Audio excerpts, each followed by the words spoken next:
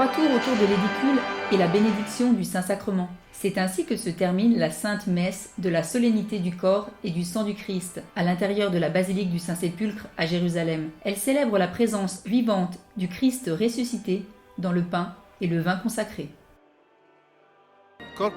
Le Corpus Christi est la fête de l'incarnation. Nous chrétiens croyons que Jésus est devenu chair, il est devenu homme, l'un de nous. Et dans l'Eucharistie, nous célébrons ce mystère, à savoir que cette chair continue d'être un cadeau pour nous, chaque jour, dans l'Eucharistie. À Jérusalem, les gestes et les moments de prière ont été nombreux, depuis l'entrée solennelle de l'administrateur apostolique dans l'église du Saint-Sépulcre la veille, jusqu'aux vêpres et à la procession à l'intérieur de la basilique, en passant par la prière nocturne devant l'édicule, la grande porte d'entrée du Saint-Sépulcre restant ouverte toute la nuit. Cela fait 13 ans que je viens en Terre Sainte. J'ai participé à de nombreuses fêtes, mais c'est la première fois que je vois la fête de Corpus Domini. J'ai beaucoup aimé.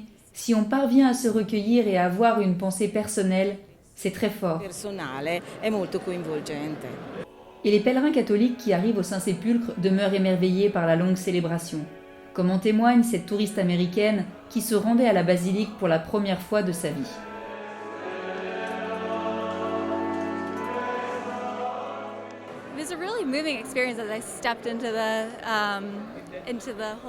C'est vraiment une expérience émouvante d'entrer à l'intérieur du Saint-Sépulcre. J'ai reparcouru le chemin de croix et je voulais voir les dernières stations. Je n'avais pas réalisé qu'aujourd'hui nous célébrions Corpus Domini. Je suis émue de voir les frères. J'ai en effet étudié au collège de Sienne à New York, c'est un collège franciscain. J'ai tout de suite reconnu les frères à leur cordon et je les découvre en procession. C'est une expérience émouvante.